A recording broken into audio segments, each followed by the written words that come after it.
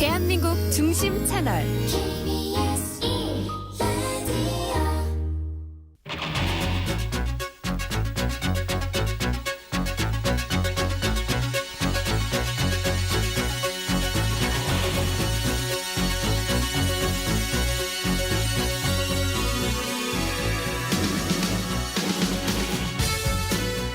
안녕하십니까. 성기영의 경제쇼 아나운서 성기영입니다. 산업 스파이라고 하면은 영화에서나 볼 수 있다고 생각하는데요.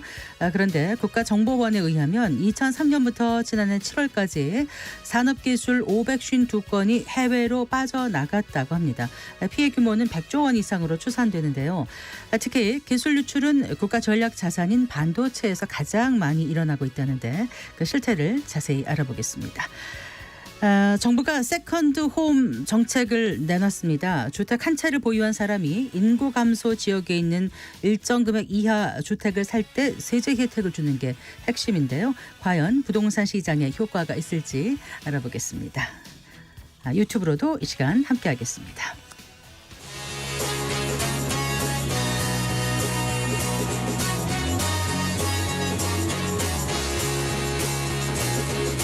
경제 시야를 넓혀드립니다. 투자의 지름길을 안내합니다. 돈 되는 정보를 발견하는 시간. KBS 1라디오 경제쇼.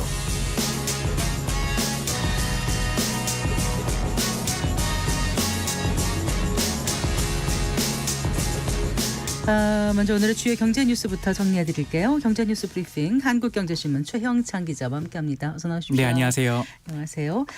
바이든 미국 대통령이 그 중국산 철강하고 알루미늄에 부과하는 관세를 대폭 올리겠다고 했네요. 맞습니다. 이 바이든 미국 대통령이 한 3배 인상을 검토하라 이렇게 지금 미국 무역 대표부죠. 이제 USTR 지시를 했는데요. 현재 중국산 철강, 알루미늄 제품에 부과되는 평균 관세가 7.5%인데요. 이를 한 25%까지 올려라 이렇게 지금 지시를 한 겁니다. 바이든 대통령이 이같이 주장한 배경에는 중국 정부가 이 업체들한테 이 막대한 보조금을 지급하고 있기 때문인데요. 이것을 이제 미국 정부는 경쟁이 아니라 부정 행위를 하고 있다 이렇게 본 겁니다. 네. 바이든 대통령은 지금 미국 대선 경합주인 펜실베니아주 피츠버그를 찾아서 이 같은 지시를 했다고 강조를 했는데요. 이 전 미 철강 노조 소속 노동자 100여 명 앞에서 한 연설이었습니다. 네. 이 중국 정부 보조금 때문에 중국 철강사들은 수익을 걱정할 필요가 없어서 가격이 불공정하게 낮다 이런 주장인 겁니다. 그 여파로 피해는 결국 미국 기업들이 받고 있다는 건데요. 중국은 국고를 쏟아부어서 가능한 한 많은 철강을 만들고 남는 철강을 부당하게 낮은 가격으로 세계 시장에 팔아치운다 이렇게 주장을 했습니다. 그러면서 반경쟁적 관행이 확인되면 관세율을 3배 올리는 방안 검토할 것이다 이렇게 강조를 했습니다. 네. 뭐 철강 외에도 뭐 조선과 해운 분야에서 중국을 겨냥한 견제 조치를 예고했다면서요. 맞습니다. 지금 조선업은 특히 이제 해군 방위력과도 연결된 부분이 있는데요. 조선업에서 벌어지는 중국 산업 관행에 대해서 바이든 대통령이 엄중히 살피고 있다 이렇게 밝혔습니다. 네.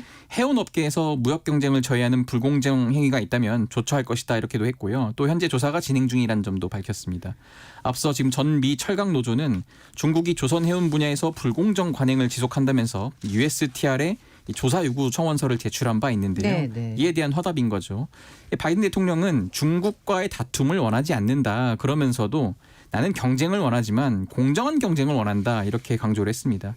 이 같은 움직임에 중국 정부는 강하게 반발했는데요. 중국 상무부는 이렇게 얘기했습니다. 정상적인 무역 그리고 투자 활동을 이제 미국 국내 안보와 기업의 이익에 해를 끼친다는 잘못된 해석을 한 거다. 그러면서 이 자국의 산업 문제를 중국 탓으로 돌리는 허위 비난이 가득하다 이렇게 반박을 했습니다. 네.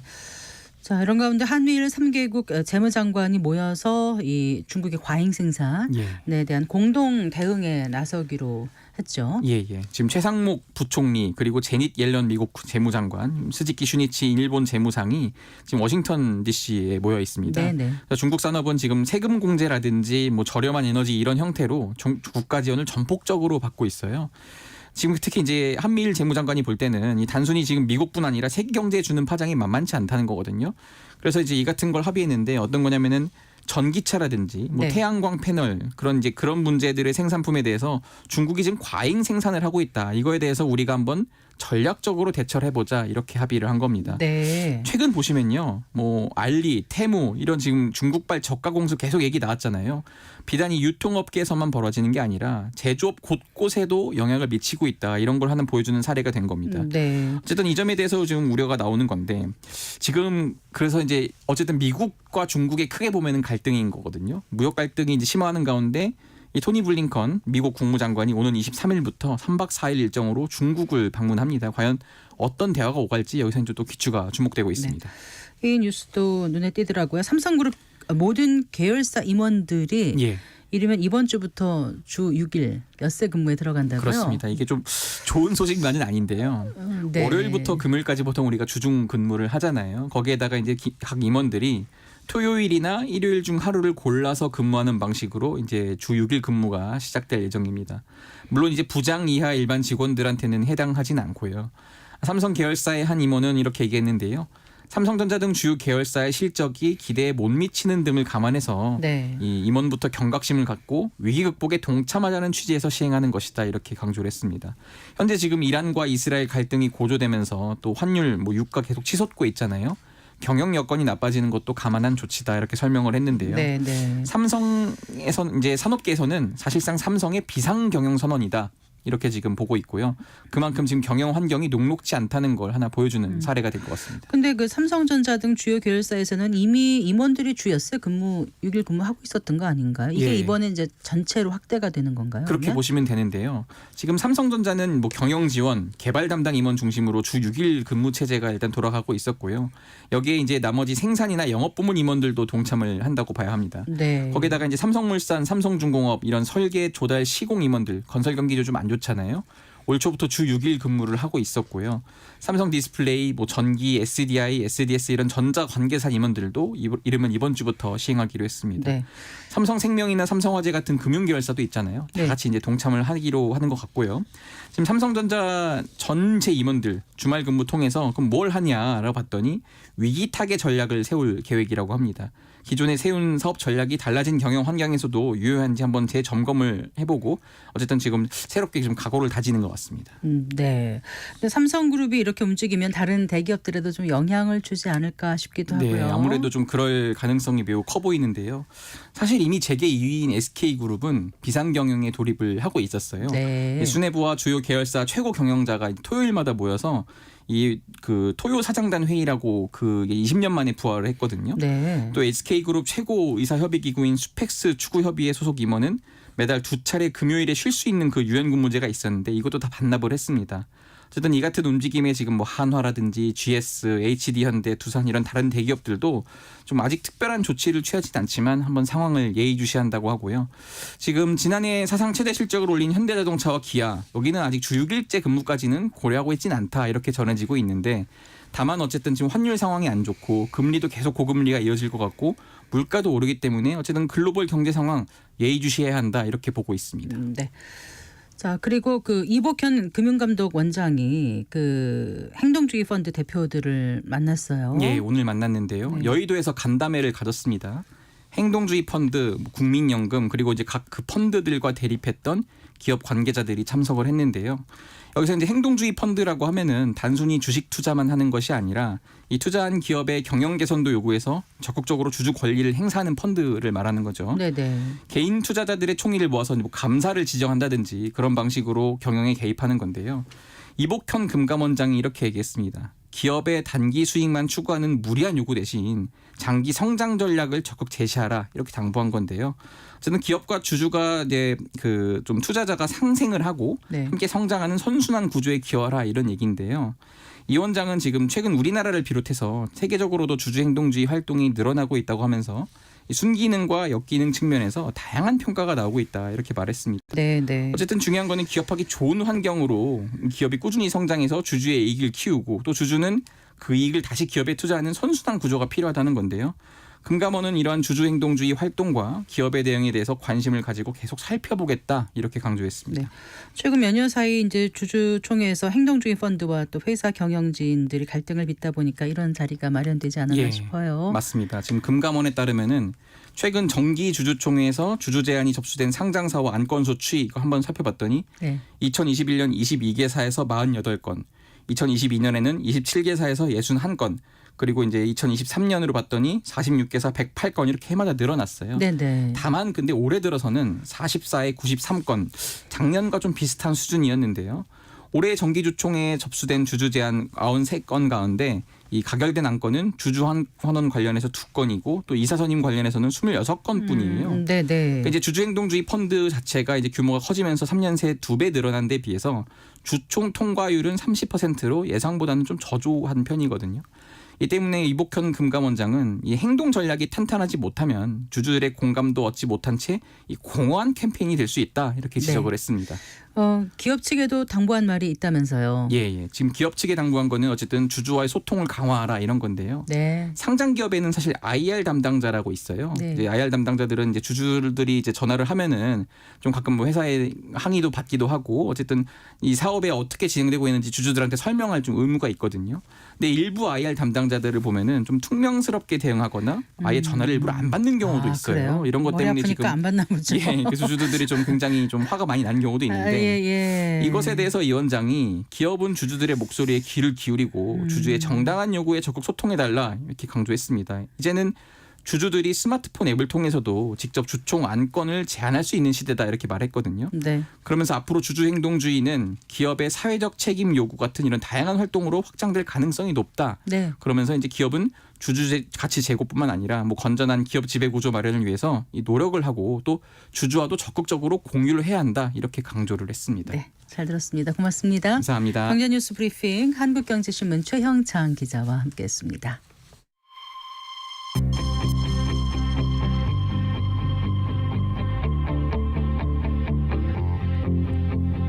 경제 전문가의 원포인트 레슨.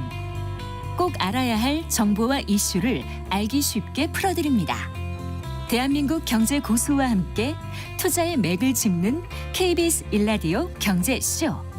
진행의 성기영 아나운서입니다.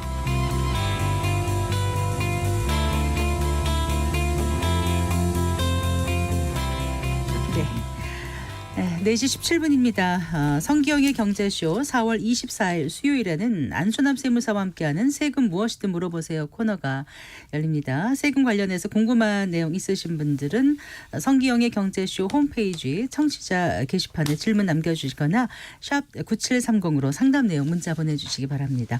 짧은 문자 50원, 긴 문자는 100원, 그리고 어플리케이션 콩은 무료입니다. 기술 개발의 중요성 아무리 강조해도 지나치지 않겠죠. 그런데 허술한 보안 탓에 첨단 산업 핵심 기밀이 해외로 유출된다면 어떨까요? 기껏 쌓아둔 공든탑이 한 번에 무너질 수도 있는 건데요. 기술 유출 문제의 심각성 들여다보고 예방과 보안 대책에 대해서도 살펴보겠습니다. 네, 법무법인 린의 구태언 테크우먼 대표 변호사와 함께하겠습니다. 어서 나오십시오. 네, 안녕하십니까. 반갑습니다. 먼저 기술 유출 실태를 좀 짚어봤으면 합니다. 최근에 기술 유출 사건들이 많았다면서요, 변호사님. 네, 뭐 최근뿐 아니라 수십 년 동안 많았습니다. 그랬나요? 네. 물론 최근에 많았던 것은 굉장히 우리나라의 기술들이 첨단화되고 고도화되다 보니까 네. 이제는 국력을 흔들 만큼 중요한 사건들이 많이 발생하고 있어서 네. 그래서 더욱더 우려가 많은 것이죠. 네. 그 사례를 들어서 좀 말씀을 해주신다면요. 네, 구체적으로는 우리나라가 첨단 기술로 보통 인정받는다면 삼성전자를 필두로 한 반도체 있지 않습니까? 네네. 특히 요즘에 AI에 있어서 네. 필요한 반도체 양이 훨씬 많아지고 있고 또 시스템 반도체까지 가고 네. 있고 또 HBM이라고 하는 아주 고대역폭 메모리까지 네. 우리가 앞으로 헤쳐나가고 경쟁해야 될 부분이 많은 이런 반도체 분야. 네. 그리고 고래로 우리나라는 또 디스플레이 강국이었습니다. 잘 아시는 뭐 삼성 디스플레이, LG 네. 디스플레이부터 시작해서 주요한 애플 등의 세계적인 회사의 디스플레이를 또 우리나라 회사들이 많이 납품하고 있고요. 특히 OLED 같은 경우는 네. 뭐 굉장히 잘하고 있고 최근에는 뭐 CES 쇼에서도 보셨지만 네, 뭐 가전 투명 디스플레이, 박람회에서. 롤러블 디스플레이 네, 뭐 이런 것들 맞아요. 네. 아주 첨단 기술은 우리나라가 독보적인데 그럴 만큼 이제 그 기술에 대한 유출 우려도 굉장히 많고요. 또 2차 전지 분야가 지금 아시겠지만 세계적인 뭐 테슬라를 비롯한 전기 자동차 등의 앞으로 수요가 굉장히 많은데 특히 이제는 뭐 UAM이라고 해서 하늘을 나는 탈 것이라든지 또 네. 전기 선박까지 이 2차 전지 분야의 활용성은 엄청난데요. 네. 이 분야도 우리나라가 정말 선도하고 있는 그런 분야입니다. 이런 분야가 우리가 앞으로 이제 국력과 우리나라의 미래를 담보할 수 있는 이런 분야들인데 이 분야의 선도적이라는 얘기는 그만큼 기술 유출의 위험이 크고 알게 모르게 많은 기술이 경쟁자 또는 내부자에 의해서 유출되고 있다는 이야기도 됩니다. 말씀하셨던 도심항공교통 UAM 네. 같은 경우도 우리가 선도적인 기술을 갖고 있어요. 아니 선도적인 기술이라고 하기는 그렇지만 아직은 네. 이제 독일 쪽 기업들이 많은 것 같은데 우리는 항상 좀 패스트 팔로우를 하고 있기 때문에 지금 내부의 스타트업들 대기업들 해가지고 굉장히 올라오고 있거든요. 네. 거기에 이제 배터리 네. 분야는 또 우리 배터리가 들어갈 수 있지 않습니까? 그렇겠네요. 그리고 잘 아시다시피 우리는 이제 도심에 굉장히 밀집적인 도심을 가지고 있기 때문에 네. 이 항속거리가 길지 않은 단계에서는 우리는 UAM을 도입하기 굉장히 좋은 조건을 가지고 있습니다. 네. 그런 것도 우리가 앞서 나갈 수 있는 분야라서 서울 수도권 등에서 우리가 대량의 시장을 가지고 있는 분야라서 네. 이 분야도 정말 집중하면 좋을 것 그럼 같고 수직으로 위아래로 가니까 네, 뭐 그렇습니다. 활주로는 게 필요 없이 이렇게 할 수 네, 있는 그리고 건가요? 빠르게 이동할 수 빠르게. 있고요. 네. 그래서 이미 현대자동차도 네. 작년에 CES에서 네. 그 우버와 함께 협력해가지고 이 UAM을 선도하겠다라고 이미 네. 발표도 해둔 상태죠. 그러니까 이렇게 아주 첨단 기술을 이제 빼돌리는 방법이 어떤지 참 궁금한데 직접 그 이제 테크 부문 대표시니까 이런 그 네네. 소송전에서 이제 어느 쪽을 대표하셔서 하셨는지 주로 기업 쪽을 대표하셔서. 네, 제 경험을 좀 말씀드리면 네, 저는 2002년도에 서울중앙지방검찰청에서 기술유출범죄수사센터를 당시 이제 우리 부장검사님과 함께 네. 기획하고 네. 개소해서 네. 3년 동안 수사를 직접 했었고요. 그럼 검사님이셨어요? 네, 그렇습니다. 네. 그래서 네. 당연히 유출 기업 피해자들을 보호하기 위한 활동을 계속했었고, 네. 그다음에 이제 김현장 법률사무소로 옮겨서 약 6년 동안 네. 또 주요 기업들의 기술 유출 사건을 변론하는 역할을 많이 했습니다. 네. 그렇게 제가 옮겨서 일할 수 있었던 것은 그때에도 이미 이런 첨단 기업들에게는 기술들이 많이 유출되고 있기 때문에 네. 그것들을 이제 소송까지 가기 위한 자문과 또 소송 대리를 계속했다는 이야기고요.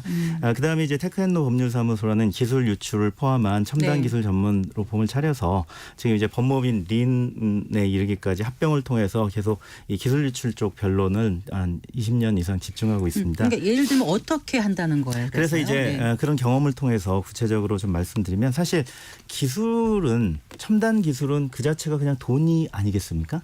그러면은 회사 내에서 어마어마한 돈일 수 기술을 있죠. 개발하는 것은 네. 엄청난 인적 자본 또 물적 자본 그리고 실제는 돈 자체도 투입하게 되는 것이죠. 네. 그럼 이 기술은 그 자체가 그냥 황금하고 같다고 보면 됩니다. 그러면 임직원들이 황금을 다루고 있다면 유혹에 빠지기가 네, 쉬울 황금을 것 좀 같아요. 이렇게 퇴근할 때 퇴직할 때 가지고 나가기에는 유혹은 너무 많은 것이죠. 근데 대부분의 우리나라는 이제 또 기술 선진국이기도 하고 고도의 문화국이기도 하기 때문에 대부분은 이제 그렇게 일탈 행동을 하지 않는데 네.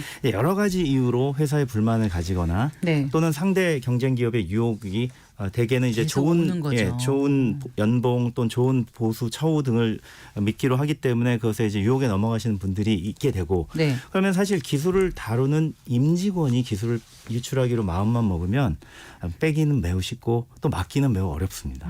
사실 우리 기업에서도 은행에서도 현금을 횡령하는 사고가 계속 발생하는 이유는 막기보다는 저지르기가 쉽기 때문이거든요. 그래서 기술 유출은 다양한 형태로 발생하고 있는데요. 대표적인 거는 재직 중 또는 퇴직 시에 자기가 저장 장치에 담아서 가지고 나가는 게 대표적인데 네. 이건 이제 중소기업 같은 경우는 정보 보안 솔루션에 투자를 상대적으로 좀 덜하기 때문에 아무래도 네. 마음만 먹으면 그냥 뺄 수 있는 상태라고 볼 수 정말 그 있습니다. 정도예요? 사실 컴퓨터에서 외부 저장 장치를 연결하는 포트 등은 많고요. 네. 또는 하드디스크를 통째로 떼서 복사하기도 하고 네. 이런 것들을 아무리 철저히 막아도 그런 보안 솔루션이 완벽하지는 않습니다. 그래서 이런 일하기 전에 자기 개인 어떤 뭐 모바일이라든가 이런 걸 다 이제 맡겨놓고 일을 하고 나올 때 그렇게도 하기도 다 해가지고 네, 출퇴근할 때 다 이렇게 하면은 그래도 가능한가요? 그걸 그렇게 이제 철저하게 많은 보안에 투자를 해서 하시는 곳들이 대기업들이죠. 네, 네. 뭐 잘 아시는 말씀하시는 뭐 삼성의 영통 사업장이라든지 LG라든지 이런 곳은 정말 보안 수준이 세계 최고 수준인데요. 네네. 그런 회사에서도 기술 유출이 발생합니다. 그러니까 어떻게 하는지 조금 더 얘기를 네. 해주세요. 네, 실제로 사건을 담당해 보셨어요. 네, 그러니까 그렇게 하는 게 개인적으로 이제 네트워크 연결된 곳에서 네트워크로 유출을 하고, 네. 그다음에 좀 전에 말씀드렸던 USB가 연결 USB로 빼서 가져가는 것입니다. 네. 결국은 자료는 정보 형태로 요즘엔 많이 돼 있거든요. 네. 20여 년 이전에는 인쇄된 물체, 그러니까 인쇄물로 많았어요. 도면실이라고 네, 있었고, 그래서 찍어서 도면실에서 그때 이제 뭐 카메라 같은 것도 하지 않았으니까 네. 복사를 해서 많이 가져갔었는데, 네. 그게 이제 5년 전쯤 발생했던 삼성전자의 반도체 도면 유출 사건입니다. 네. 근데 사실 그런데 우리가 정보화가 진행된 다음에는 전부 컴퓨터로 업무를 하고 컴퓨터에 정보가 들어있기 때문에 말씀드렸듯이 하드디스크에서 복사해서 개인 저장 장치로 옮기는 게 제일 일반적이고, 그다음에 네트워크 연결된 곳에서 네트워크로 전송하는 여러 가지 방법을 쓰죠. 근데 아까 황금이란 표현하셨는데 그런 일을 다루는 정말 핵심 인력한테 접근을 할 때 네. 고액의 연봉과 인센티브를 준다 정도면 되지, 그거는 그냥 주는 게 아니라 빼오는 대가를 보통 주는 건가요? 가서 개발할 때 참여하라. 너의 머릿속에 든 걸로 우리는 이제 같이 협업을 해서 성과를 내겠다. 이렇게 하는 게 아닌가 봐요. 아니, 두 가지 경우를 다 많이 봤습니다. 네. 아예 내부 직원들이 회사를 새로 차리기로 함께 상의를 해서 빼는 경우도 있고요. 네. 그래서 먼저 일부 직원들이 나가서 회사를 차려놓고 네. 또는 경쟁 회사에 들어가 있으면서 아. 남은 직원들이 순차로 옮겨서 점점 자료를 가지고 나가는 경우도 있고요. 또는 경쟁사가 이직을 제안했는데 네. 이직을 제안할 때 보통 헤드헌터를 통해서 하기도 하지만 직접 그 대상자와 직접 접촉하기도 하지 않습니까? 중간에 추천자가 있을 수 있겠죠. 네. 근데 그런 경우에는 아무래도 조심을 할 것이고 네. 명시적으로 자료를 빼와라라고 하게 되면 나중에 적발될 수 있기 때문에 네. 그렇게 하지는 않습니다만, 상식적으로도 그렇고 실제 사람이 옮기면 자기가 옮겨서 일할 농사거리 또는 중요한 자료들이죠. 그것을 가지고 올 것이라는 것 또는 머릿속에라도 담아올 것은 기대하게 됩니다. 그래서 사람이 옮겨가면 자료가 옮겨가는 것은 통상적인 것 같습니다. 근데 산업기술 해외 유출 단속 국가기관으로는 뭐 국정원도 있고 뭐 네. 또 뭐 특허청도 있고 뭐 경찰청도 있고 검찰도 있고 다 있을 거 네, 아닙니까? 국정원은 네. 국내 정보 수집은 하지 않기 때문에 네. 해외 유출에 해외 유출 있어서는 케이스. 산업기밀보호센터가 활약을 하고 있고요. 네. 그다음에 이제 특허청에서 영업비밀 보호를 네. 하고 있고요. 예. 그다음에 경찰, 검찰은 수사기관이고 네. 그렇습니다. 그런데 엄청나게 교묘해진다 그러더라고요. 뭐 암호도 써가면서 하고 뭐 네네, 뭐 잘 아시다시피 네. 몰래 빼내려고 하면 그것을 들키지 않게 해야 될 건 당연한데요. 제가 이제 경험했던 사건 중에 뭐 구체적인 사건의 내용은 어디라고 말씀드릴 수는 없겠습니다만 해외 특히 2000년 10년 전까지는 우리가 반도체 디스플레이 기술이 앞서 있었기 때문에 네. 반도체도 문제였지만 디스플레이의 여러 가지 첨단 공정, 뭐 그때는 7세대, 8세대, 9세대로 이렇게 성장해 나가는 시절이었는데요. 그것이 지금 이제 70인치 이상 100인치 큰 디스플레이로 예, 갔는데 예. 그때 그 반도체 이제 디스플레이 제조 기술 엔지니어들이 네. 해외로 한 7, 8여 명이 가기로 다 약속을 해놓고 대만 업체로부터 이미 이직 확정을 해놓고 네. 함께 학원을 다니면서 거기에서 여러 가지 공모를 해서 이제 순차적으로 옮겨나가는데, 그때 그런 얘기를 하려면 회사 내에서 당연히 은어를 써야 되지 않겠습니까? 그런 식으로 몰래 이루어지다 보니까 은어를 쓰는 경우가 많이 있습니다. 뭐 그래서 반도체 세정 기술 같은 경우는 뭐 식기세척기다 뭐 이런 얘기도 네. 들어봤어요. 반도체 등 일체 첨단 장비는 그 식각 등을 하기 때문에 세척을 잘해야지 네, 됩니다. 네. 통일 먼지와의 전쟁이라고 그렇잖아요. 하는데 이 네. 세정 기술이 잘 돼야 수율이 높아집니다. 그렇겠죠. 불량률이 적어지고 그렇죠. 디스플레이라면 불량 화소가 덜 생기고 네. 반도체라면 웨이퍼의 불량 칩이 덜 발생해야 네, 바로 이제 네. 생산성이 높아지지 않겠습니까? 그렇죠. 그래서 이 세정 기술이 바로 첨단 기술과 반드시 따라가는 것인데 네. 이 세정 기술이 워낙 중요하다 보니까 우리나라 또 수율이 높은 첨단 제품을 많이 만들다 보니까 이쪽 유출도 굉장히 많은 것 같습니다. 근데 보통 국내 대기업들은 핵심 연구 인력들과 뭐라 그러죠? 그 동종 그 기관의 이직 전직을 금지하는 무슨 약정이라든가 계약서 이런 거 안 맺나요? 다 체결하죠. 정보보호 서약서라고 해서 예. 당연히 비밀을 보호하고 전직을 하지 않고 이제 보통 뭐 몇 년까지는 경쟁업체에 취직하지 않는다라고 네. 하는데 네. 바로 그 약정 때문에 퇴사할 때 네. 경쟁사로 옮긴다고 사실대로 얘기하는 사례는 거의 없습니다. 그럼 어떻게 하죠? 시골에 가서 아버님 모시고 농사를 짓는다고 하는 사례도 있었고요. 그냥 개인적으로 조그만 사업하겠다. 네. 와이프와 부동산 중개업을 하겠다. 그냥 박사학위 과정에 들어가서 학업을 할 예정이다. 육아에 전념하겠다. 뭐 육아할 수도 있고요. 기타 등등 뭐 노모를 모시겠다. 뭐 등등등등의 사유로 얘기하고 나가는 경우가 근데 처음에 많습니다. 그걸 믿었는데 알고 보니까 다른 회사에 간 거예요. 그걸 네. 뒤늦게 인지하면은 이게 법에 어떻게 적용이 되는 거죠? 네, 당연히 핵심 기술을 다루던 엔지니어가 석연치 않은 사유로 퇴사를 한다고 하면 네. 당연히 그 회사의 임직원은 의심을 하게 의심을 되죠. 하고 관찰을 하게 됩니다. 그런데 지켜보다 보면 아니 몇 달 후에 알게 되는 경우가 있죠. 네. 이제 그때 이제 법률 전문가가 보통 상담을 하기 시작하는데요. 네. 안타깝게도 우리나라의 법원은 네. 특별한 보상 약정이 없을 때에는 네. 보통 최대 2년 이내 네. 그리고 보통은 6개월 정도만 전직 금지를 허용해 주기 때문에 소송을 6개월쯤 내게 되면 사실 전직 금지 가처분이 나오더라도 네. 실제 남은 기간이 이미 지났거나 없는 경우가 많습니다. 그래서 이렇게 둘러대고 나가는군요. 네, 그래서 네. 발각을 좀 늦게 만들게 하는 것이 본능적으로 그렇게 되는 겁니다. 네. 자, 반도체는 이제 국가 전략 자산이지 않습니까? 핵심 기술인데 이게 유출되면 그 기술을 넘겨받은 해외 기업에서는 우리나라와 그 기술 간격을 얼마나 빠르게 좁힐 수 있는지 격차를 그렇게 함으로써 우리가 입게 되는 손실은 어느 정도로 추정이 되는지 감이 잘 안 오거든요, 변호사님. 네, 저는 실무 현장에 오래 있었기 때문에 네. 어마어마하다고 말씀드릴 수 있는데 결론적으로 네. 만약에 우리가 초격차를 가지고 있는 산업이라면 네, 그 네. 초격차를 거의 따라잡게 되니까 예를 들어 5년에서 7년 정도의 초격차 산업이다. 그러면 거의 따라오게 됩니다. 이거는 엄청난 손실이 크겠고요. 네. 이제 격차가 크지 않은 산업이라도 우리가 선두를 유지하고 있다면은 뭐 예를 들어 6개월의 격차를 겨우 어렵게 유지하고 있다면 이 6개월도 어마어마한 리드이거든요. 네. 근데 이것마저 따라잡힌다면 사실 독점이 사라지게 되는 거죠. 이 첨단 산업이라는 것은 또는 첨단 기업이라는 것은 해당 산업의 시장에서 사실 독과점을 하고 있다는 얘기거든요. 이 독과점은 이 기업으로서 누구나 원하는 겁니다. 첨단 기업은 다 독점입니다. 네. 그러니까 엔비디아 같은 경우 요즘에 독점 기업이지 않습니까? 영업이익률이 뭐 80%가 나온다고 하는데 그것을 그러면 시장 엔비디아의 지배 이렇게 큰 거죠. 그게 같은 네. 이야기입니다. 네. 그러면 엔비디아의 기술을 우리가 알아내기 위해서 얼마나 후발 기업들이 연구 개발도 하겠지만 아무리 해도 알아낼 수 없다. 그럼 엔비디아는 그냥 엔비디아에 있는 사람 압도적으로 하나만 알면 좋겠다. 그쪽의 핵심 인력을 이제 빼내오면 엔비디아를 확 따라잡을 수 있다. 그러니까 이런 피해액이라는 논리입니다. 게 그냥 네. 단순히 뭐 몇 천억 몇 조가 아니라 수십 조 그 넘을 수도 있겠네요. 넘을 수도 있고요. 그 첨단 산업을 우리가 많이 가지고 있는 정말 우리나라는 강력한 기술 국가 중에 하나인데 네. 바로 그 단순히 돈으로 환산을 할 수 없는 우리나라의 국력, 네. 미래와도 관련이 있는 큰 손실을 입을 수도 이런 있습니다. 핵심 기술을 가진 인력들의 경우 그러면 이제 국가가 좀 일정 부분 관리를 해줘야 되는 게 아닌가 이런 생각도 드는데 이게 너무 국가가 네, 그래서 개입되는 게 어떤 건지 모르겠습니다. 네, 그래서 다른 나라는 어떤가요? 네, 다른 나라도 마찬가지인데요. 다른 나라는 이제 일단 산업 스파이법 같은 걸로 네. 일단 일탈행위에 대한 그런 제재를 하면서 그러면서 인력을 보호하는 그런 네. 관리를 나서고 있는데 대만 같은 경우가 대표적인데요. 해외에 방문할 때에도 중국을 방문하게 되면 신고를 하게 한다든 이런 관리 제도를 일부 시행하고 있습니다. 네. 근데 우리가 이제 자랑하고 싶은 거는 산업통상자원부가 네. 이미 국가 첨단 산업 전략 산업 및 경쟁력 강화법, 인적 자원 개발 기본법, 네. 특히 내년에 시행할 첨단 산업 인재 혁신 특별법 등을 만들어서 네. 이제 이런 첨단 인재들을 무조건 제재 위주가 아니라 네. 인력을 양성하고 이를 보호하는 기틀은 이미 준비가 법제도는 마련돼 있는 상태라서 앞으로는 조금 더 다른 변화를 좀 기대해 볼 수도 있을 것 같습니다.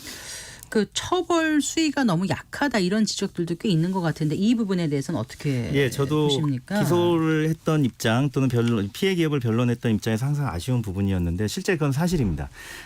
보통 형량이 뭐 집행유예가 나오는 경우도 많았고요. 네. 그래서 이런 부분이 계속 지적이 돼가지고 드디어 대법원이 최근에 양형조사위원회를 열어서 네네. 네, 양형 기준을 최대 징역 18년까지 올리도록 이런 기준을 설정을 했습니다. 그동안 특별한 기준이 없었거든요. 이런 것은 이제 해결되거나 바람직하게 변하고 있는 상황이라고 생각하는데요. 네. 다만 처벌이 약했던 것은 꼭 뭐 법원의 판결, 판사님들이 솜방망이 처벌을 해서만은 아닙니다. 실제로 중요한 부분은 네. 이제 수사기관이 수사를 할 때 여러 가지 요건, 네. 여건에 열악한 이유로 네. 실제 수사가 굉장히 어렵습니다. 이게 첨단 기술을 다루다 보면 수사기관도 첨단 기술을 이해할 수 있는 전문 수사 인력이 있어야 될 거 그렇겠네요. 아니겠습니까? 네. 근데 이 부분이 국가가 아직 보충해주지 못하고 있는 것이라서 수사기관의 네. 전문 인력을 채용하는 부분이 보충이 돼야 됩니다. 네. 제일 어려웠던 것이 수사관 또는 검찰 또는 법원에 해당 전문 기술이 얼마나 중요한지를 네. 이해시키는 일입니다. 일단 이해해야 수사를 제대로 할 수 있을 텐데. 근데 비전문가들이시기 때문에 이해를 완벽히 하지는 못하는데 네. 실제 그 기술이 어떻게 사용될 것인지에 대해서 완벽한 이해가 되시면 수사도 더 잘하실 텐데 그렇죠. 이 부분이 좀 아쉬운 부분이고요. 네. 두 번째는 이제 피해 기업의 보안 수준 말씀드렸다시피 네, 네. 중견 기업과 대기업에는 보안 수준 차이가 많이 나서 네. 검사나 판사가 보기에도 좀 유출할 만하네 이렇게 방치해 놓고 이제 와서 뭐 이런 식의 것이 네. 법정에서 많이 반영이 될 수밖에 없습니다. 그래서 네. 기업들도 자체 보안을 굉장히 강화를 많이 해야 되고요. 또 만약에 그러한 이 피해가 처음이 아니고 이미 한두 번이라도 그런 적이 있다는 얘기가 네. 하게 되면 양형이 확 떨어지게 됩니다. 이런 것들이 이제 종합돼서 그동안 좀 손방망이였던 것입니다. 네. 아까 말씀하신 뭐 대만 같은 경우는 중국 방문할 때 심사 허가 받아야 되는데 어길 때 최대 뭐 4억 2천만 원의 벌금이 부과된다 하고 네, 뭐 어마어마한 미국 같은 것이죠. 경우도 경제 스파이법 해가지고 네. 그 양형 기준이 굉장히 구체적으로 세분화돼 있으면서 중요한 거는 피해액을 네. 처벌 시위와 연동을 한다고 하니까 네, 네, 맞습니다. 이런 것도 좀 실효성 있게 다가오지 네. 않을까 이런 생각을 해봤습니다. 맞습니다. 양형은 사실 우리와 미국이 많이 차이 나는데 우리는 솔직히 중범죄자들에게 조금 할인을 해주는 구조입니다. 우리는 표현이 네. 제일 중한 형의 네. 2분의 1까지만 가중하게 돼 있거든요. 아 그런 거예요. 근데 미국의 양형기준법은 지은 죄를 모두 합산해서 하게 돼 있습니다. 네. 그래서 뭐 잘 아시는 예전에 앨런 사태 났을 네, 때 그 주요 기업 앨런 자체는 수백 년까지 뭐 150년씩 선고되고 한 게 그러니까요. 범죄 행위가 많으면 모두 합산해서. 합산하게 되는 양형 구조라서 우리가 네. 비교할 수는 없습니다만 그래서 미국은 강하게 처벌하고 우리는 아니다라는 것은 기본적으로 형벌의 양형 구조 법에도 좀 관련이 있기 때문에 이 네. 부분도 좀 함께 고민해야 되는 문제입니다. 그래서 집행유예로 풀려나는 경우도 많고 뭐 아주 중형을 받는 경우가 드물어서 어마어마한 돈을 받고 네. 그냥 좀 몇 년 고생하고 나오면 되는 거 아닌가. 그래서 몰수는 되는지 그 이익 범죄 이익에 대해서 그런 것도 궁금했어요. 범죄 이익 산정도 오랫동안 문제점 중에 하나였는데요. 사실 네. 시장에 출시되기 전에 기술 같은 경우 아직 개발 중인 기술 같은 경우에는 네. 시장에서 가치가 어떻게 될지 아직은 확정적이지 않습니다. 이런 오히려 잠재적인 미래 기술 같은 경우에는 오히려 그래서 홀대를 받게 되는 거고요. 그리고 시장에 출시돼서 이제 돈을 벌고 있는 경우에도 계산은 나올 수가 있습니다만 이 기술의 가치에 대해서 근데 이 기술의 가치를 산정하는 데서 법적 기준이 명확지 않다 보니까 네. 피해 기업이 주장하는 이 기술의 가치를 법원에서 선뜻 받아들이지 못하게 되는 거죠. 그래서 손해배상액이 크게 나오질 않습니다. 이것도 그런 구조가 되는군요. 네, 국가 연구과제 등으로 해결해야 될 과제라고 말씀드리고 싶습니다. 이렇게 뭐 양형도 그렇고 사후 처벌 뭐 중요합니다만 일단 그렇게 일어나지 않도록 단단히 좀 이렇게 좀 단속을 잘하는 게 중요할 텐데 어떻게 보안 투자를 좀 더 해야 되는 거죠? 네, 지금 말씀드렸던 특허청 산의 영업비밀 보호센터에서 특히 보안 투자를 많이 할 수 없는 중견 중소기업들을 위해서 거의 무료 수준에 가깝게 컨설팅도 많이 해주고 있습니다. 그래서 기업주가 관심만 가지면 이런 국가 제도를 이용해서 보안 수준을 많이 끌어올릴 수 있고요. 중요한 것은 보안을 아무리 높여도 유출 자체를 막지는 못하겠습니다만 유출이 발생했을 때 법적인 보호를 받기는 쉬워지니까 충분히 관심을 가질 만한 그런 혜택이 있다고 말씀드릴 수 있겠습니다. 무엇보다도 유출 전에 자체 예방을 해야 되는데요. 한 가지 좀 꼭 말씀드리고 싶은 것은 변호사님. 어떤 것을 예를 들어 보안으로 또는 법적 처벌로 기술 유출을 막는다는 것은 사후 약방문이 될 가능성이 매우 높고요. 사전에 핵심 인재를 잘 양성하는 제도. 양성하고 우대하는 거. 그리고 우대하고 적절한 보상을 해주고 그런 것이 기업에서 애사심으로 구현이 되는 좋은 기업 문화를 만드는 것도 매우 중요하다는 말씀. 이 정도는 내가 자부심을 갖고 여기서 일할만 하고 경제적 어떤 편익도 누린다 이렇게 생각을 하면 좀 유인이 적지 않겠어요? 유혹에 덜 빠지지 않겠어요? 기업이 성장하면 그 성장의 혜택을 우리가 모두 나눌 수 있다라고 한다면 아무래도 이런 일이 많이 줄어들 수가 있겠죠. 네, 지금 AI 그 핵심 인재들을 외국에서 많이 데려가려고 시뻘겋게 달려들고 있다고 하는데 귀담아 들어야 될 대목이 아닌가 싶습니다. 네, 말씀 잘 들었습니다. 고맙습니다. 감사합니다. 네, 법무법인 린의 구태연 테크 부문 대표 변호사와 함께했습니다.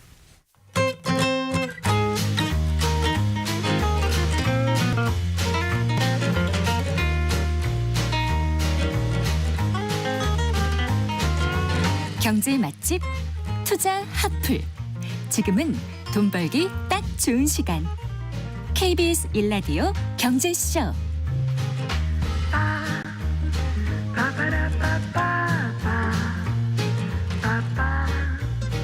4시 39분입니다. 한 주간 집값 동향 살펴보고 실생활에 도움이 되는 부동산 관련 소식들 발빠르게 전해드리고 있습니다. 오늘도 김인만 부동산 경제연구소장과 함께하겠습니다. 어서 나오십시오. 안녕하세요. 안녕하세요. 자, 주간 집값 동향 먼저 살펴볼까요? 네, 4월 3주차 부동산원 통계 한번 살펴볼 텐데요. 네네.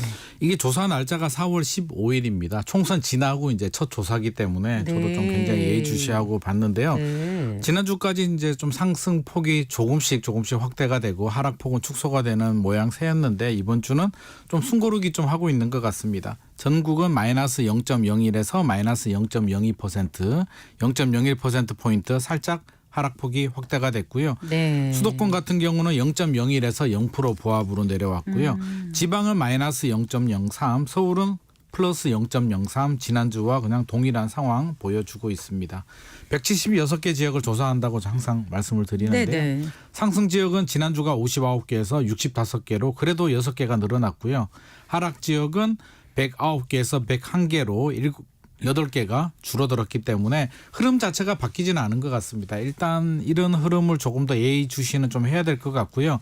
마침 또 3월 통계가 나와가지고 네. 이제 우리가 주간 단위로 보니까 이게 숲이 안 보이고 이게 나무만 보인다 뭐 이렇게 좀 생각할 수도 있는데 이제 월간 단위를 좀 보자면 일단 3월까지 상황을 보면 하락세는 멈추고 4개월 연속 떨어지다가 하락폭이 축소가 되고 좀 반등을 했다 정도 이해를 하면 될 것 같고 네. 서울 내에서는요 아무래도 우리가 익히 알고 있는 지역들 한강 이남 지역들 뭐 동작구, 송파구, 용산구 물론 용산구는 한강 이북입니다만 광진구 이런 지역들이 좀 강세를 보였고요. 노원구, 도봉구, 구로구, 관악구가 좀 약세를 보였습니다. 네. 그리고 제가 항상 말씀드릴 때 이제 요거 한번 체크할 때가 온 것 같아서 또 거래량 한번 또 네, 봐야 네. 되겠죠.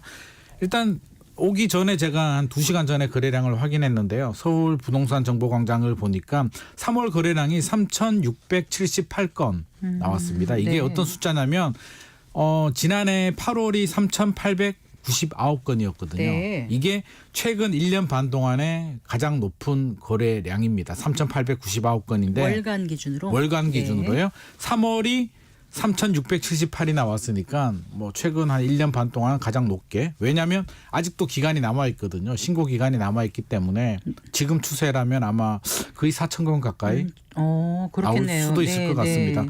참고로 11월이 이제 작년이죠. 11월이 1,800건까지도 내려왔었거든요. 네. 그래서 일단 회복 흐름을 보이는 거는 맞습니다. 맞는데 이제 관건은 우리 평년 수준 2020년, 2021년 또 그 이전을 보면 뭐 5,000건에서 많게는 15,000건까지 나왔으니까 월간. 네. 월간이요. 그러면 이 4,000건 정도 흐름이 이제 5,000건까지 올라갈 수 있을까가 이제 관건인데 최근 분위기를 보니까 저는 어차피 21대 국회도 여서야대였고요. 지금 또 여서야대니까 뭐 크게 영향은 받지 않을 거라고 생각을 했는데 또 많은 분들이 좀 불안해하시는 분들도 좀 계시는 것 같습니다. 떨어질까 봐요. 올라갈까 규제가 봐요. 예. 어차피 안 많아질까 봐. 풀렸지만 예. 혹시라도 풀릴까를 좀 기대했던 분들이라면 네. 이 규제 또 4년 동안 안 풀릴 수도 있겠다라는 네. 또 걱정을 하시는 분들이 있고 또 하나는 미국에서 이제 기준금리가 당초 한 달 전만 하더라도 6월이나 하반기는 당연히 내릴 거야. 네, 뭐 두세 번이라도. 두세 번 당연히 네. 두세 번 네. 내릴 거야라고 했는데 최근 나오는 이야기 들어보면 뭐 내년에 미국이 기준금리 인하할 수도 있다라는 굉장히 좀 부정적인 우울한 소식이 좀 들려오고 있기 때문에 이런 점을 감안해 본다면 아마 4월, 5월 거래량은 5,000건 넘기는 어려울 것 같고요. 오히려 또 하락 곡선을 그릴 가능성도 있습니다. 네, 알겠습니다. 일단 주간 부동산 시장 동향 좀 살펴봤고요. 뭐 아벼 목성이라고 하잖아요. 네네네. 그래야 외우기가 쉬워서 네네. 압구정, 여의도, 목동, 맞습니다. 성수 여기가 이제 그 토지거래 허가 구역으로 지정이 몇 년째 됐다가 네네. 이제 해제를 앞두고 연장이 되냐 마냐 이제 관심이 있었지 굉장히 않습니까? 관심이 그런데 많았죠. 결국은 다시 1년 더 연장하기로 결정이 났어요. 네네. 네, 이 얘기도 좀 해주세요. 일단 토지거래 허가 구역이라고 한다면 이제 원래는 아파트가 아니라 이제 뭐 신도시 같은 거 개발하게 되면 투기 못하도록 토지에 대해서 이제 적용하는 규제인데요. 면적 규정이 있는데 네. 법적으로는 이게 10분의 1까지 축소해서 적용할 수 있도록 법이 만들어져 있습니다. 그러니까 이제 주택이 오르니까 주택거래 허가를 하면 여러 가지 부작용이 있으니까 네. 토지거래 허가를 가지고 아파트에도 적용을 합니다. 왜? 네. 아파트도 이제 땅이 있으니까 대지 지분이 있어서 적용이 되는데요. 이게 최장 5년, 그러니까 네. 1년 단위로 갱신을 해서 최장 5년까지 규제를 할 수가 있습니다. 네. 토지거래가로 규제가 적용이 되면 지자체에 허가를 받아야 됩니다. 우리가 계약서를 쓰고 바로 네. 잔금하는 게 아니라 허가를 신청해서 허가가 떨어져야만 이제 계약이 완료되는 이런 구조고요. 네. 허가가 안 나오면 잔금을 다 지불하더라도 무효가 됩니다. 네. 그래서 굉장히 좀 무서운 규제이기도 하고 실질적으로는 실거주 의무 2년 동안 실거주하는 조건으로만 지자체에서 아파트 거래를 허가해 주기 때문에 한마디로 갭 투자가 안 되는 겁니다. 네, 전세 끼고는 네. 못 사는 거죠. 실거주를 네. 해야 되기 때문에 이제 주민들 입장에서는 불만의 목소리들이 꽤 높았습니다.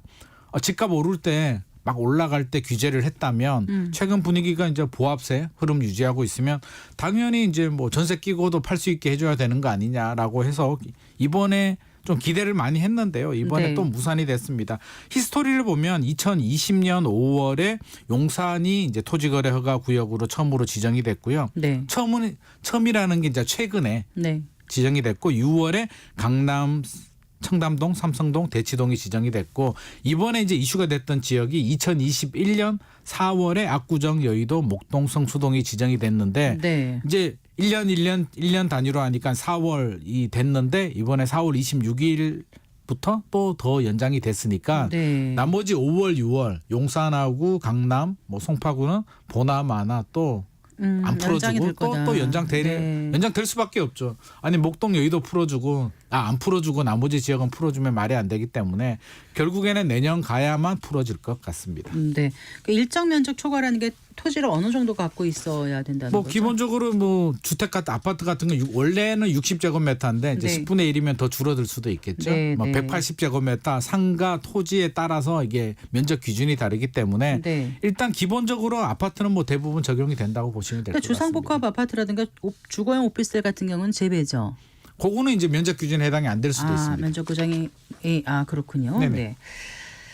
자, 근데 이제 그 현장에서는요. 네네. 뭐 그동안 집값이 안정이 돼 있는 거니까 그렇죠. 당연히 풀어줘야 된다 이렇게 불만이 굉장히 많죠. 목소리가 높았었잖아요. 네네. 근데 아직 이게 이제 권한이 서울시가 갖고 있는 서울시가 거죠. 가지고 있습니다. 서울시에서는 아직까지 집값이 좀 불안하다고 느꼈던 모양이에요. 아무래도 그렇게 보고 있는 것 같습니다. 제가 서울시장이면 풀어줘도 괜찮지 않을까 하는 생각을 좀 살짝 하기도 했는데요. 아무래도 좀 이게 혹시라도 풀어줬다가 네. 집값이 또 다시 또 거래량이 늘어나고 들썩이게 된다면 또 책임 또 영향이 있을 수도 있고 서울시에서 가장 걱정하는 부분이 이제 재건축 재개발이잖아요. 네네. 최근에 공급을 늘리기 위해서 재건축 재개발을 좀 많이 활성화하고 신속 통합 기획이라고 이제 뭐 여러 가지 지원책을 주면서 속도를 높이고 있는데 혹시라도 토지거래가 구역을 풀어줘서 가격이 올라가게 되면 또 재건축 재개발 사업에 안 좋은 영향, 사업성에 또 영향을 줄 수도 있기 때문에 네. 이 점을 좀 우려를 한 것 같고요.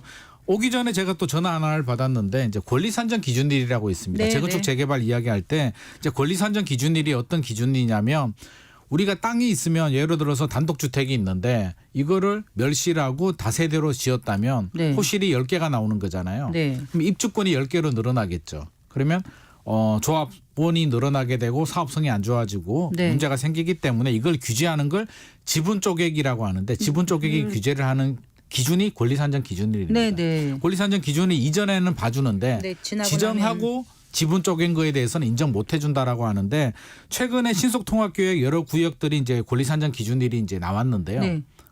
이게 마침 인허가를 받고 신축 공사를 하고 다 완료됐는데 권리산정 기준일이 딱 나와가지고 네. 이게 지정이 되는 바람에 입주권이 하나밖에 안 나오는 이런 또 사례들이 있다라고 합니다. 그래서 뭐 당사자들은 좀 억울하다고 하는데 네. 그만큼 서울시 입장에서는 이게 재건축 재개발에 심혈을 기울이고 있고요. 예외를 적용 두지 않고 있기 때문에 토지거래 허가도 이번에 안 풀어준 것 같습니다. 2021년부터라고 그러셨나요? 이게 지금 여의도 압구정. 여의도 압구정은 2021년 4월부터 네. 적용이 돼서 네. 지금까지 오고 있습니다. 근데 이게 4년 연속인가 몇 년 연속 더 이상은 못 한다고. 5년입니다. 최장. 그럼 내년까지도 내후년까지 2021년이니까 여의도 목동은 2년 남았고요. 네. 강남이나 용산은 이제 1년 1년 남았습니다. 남은 거군요. 네네. 알겠습니다. 자, 이제 세컨드 홈 얘기를 좀 해볼게요. 네네. 그러니까 주택을 한 채 갖고 있는 분이 네. 인구 감속 지역에 있는 공시가격 4억 원 이하의 주택을 구입해도 1세대 1주택으로 인정받고 맞습니다. 세제 혜택 받을 수 있게 하겠다라는 네네. 정부 방침이 나왔잖아요. 네네. 네. 일단 뭐 세제 혜택을 좀 주겠다는 내용이고요. 뭐 그냥 주는 건 아닙니다. 이게 아마 후속 대책인데 지방 소멸 지역에 대해서 주택을 좀 구입하라라는 의도인데 네. 뭐 재산세, 종합부동산세, 양도세 이제 3종 세트를 주겠다는 겁니다. 재산세 같은 경우는 이제 뭐 이 구간을 좀 낮춰주고 세율 구간을 좀 낮춰주겠다. 네. 종합부동산세 같은 경우도 이제 1주택으로 봐주는 겁니다. 다주택자들은 기준이 9억 원, 1주택자들은 12억인데 예를 들어서 서울에 한 채를 가지고 있고요. 뭐 지방에 예를 들어서 해남에 내가 한 채를 사게 된다면 2주택이 되는 거잖아요. 네. 2주택인데 1주택을 봐주겠다는 겁니다. 그럼 네, 종합부동산세도 12억이 적용이 되고요. 네. 고령자 장기보유 특별공제도 80% 적용하게 되고 아. 양도세도 1세대 1주택 비과세 12억까지 적용해 주게 되고 뭐 장특공요. 장특공도 80%까지. 아, 장기보유 그러니까 특별공제도 1주택자 혜택은 그대로 준다. 가져간다. 네.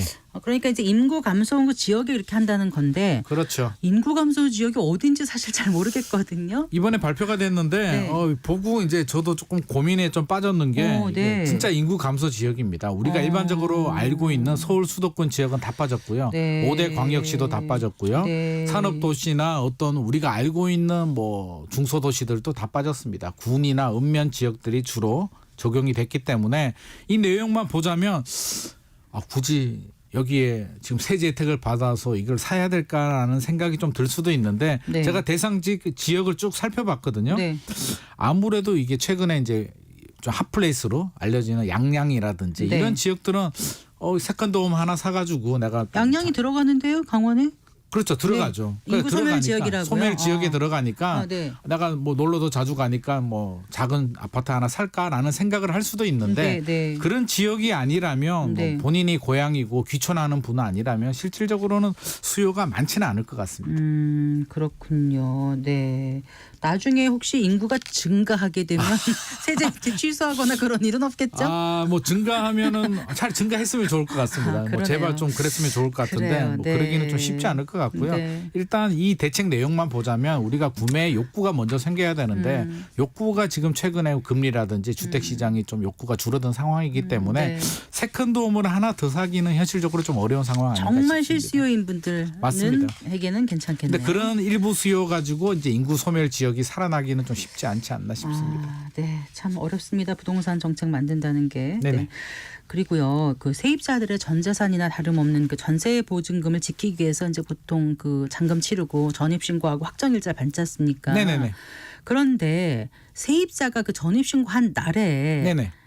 집주인이 그러니까 네. 임대인이 근저당을 설정해서 전세금을 못 지키게 되는 경우가 왕왕 있나 봐요. 있습니다. 그래서 우리가 항상 계약할 때 네. 등기부 등본을 계약할 때도 떼보고요. 네. 잔금하는 날도 떼보고요. 잔금하고 나서도 일주일 지나서도 한번 떼봐라고 하는 게 바로 이런 사연인데 네. 우리가 이제 대항력이라고 하죠. 전세금 못 받았을 때 네. 받을 때까지 내가 버틸 수 있는 권리를 대항력이라고 하는데요. 전입신고하고 네. 주민등록 이제 이사하고 전입신고하면 해야죠. 네. 대항력이 생기고 네. 이제 확정일자 받으면 이제 후순위보다는 먼저 우선 변제권이 생기게 되는데 이게 날짜가 중요한데요. 예를 들어서 뭐 오늘 4월 18일에 네. 전입 신고를 했습니다. 3시에. 네. 3시 하면 이 효력이 언제 발생하냐면 내일 올 올 0시. 자정부터라면서요. 그렇죠. 0시 4월 19일 0시에 생깁니다. 네. 그러면 해필이면 오늘 근저당이 설정이 됐다 그러면 근저당은 18일 나는 19일이 되기 때문에 은행에 밀리게 되죠. 순서가. 근데 이게 꼭 오늘이 아니더라도 계약서 쓰고요. 계약서를 4월 1일에 썼는데 네. 잔금이 4월 18일인데 집주인이 그 사이에 대출을 받아서 근저당을 설정했다. 그건 잔금 치르기 전에 확인하면 되는데 그렇죠. 확인해야 되는 거죠. 잔금 치르고 나서도 확인해야 하는 거 됩니다. 몇 시간 사이에 대출을 받았다. 그거는 이제 불가항력적이잖아요. 이런 걸 구제해 불가항력일 줄 수도 있죠. 근데 뭐 이런 걸 좀 구제는 할 구제해 수는 줘야 없는 되잖아요. 거고요. 그러니까 잔금 시간보다 네네. 늦게 근저당이 설정되는 거는 무효로 한다. 뭐 이러다든가 근데 이런 그거는 거. 이제 법적인 문제인데 네. 그건 또 다른 또 선의 피해자가 생길 수도 있기 때문에 이게 좀 네. 주의해야 될 부분이고요. 특약사항에도 들어가야 되고 또 잔금 치고도 한 번 또 떼보고 또 할 필요가 있을 것 네, 같습니다. 알겠습니다. 오늘 여기서 마쳐야 될 것 같네요. 잘 들었습니다. 고맙습니다. 감사합니다. 네, 김인만 부동산경제연구소장과 함께했습니다. 성기영의 경제쇼 오늘 순서 여기까지입니다. 아나운서 성기영이었습니다. 고맙습니다.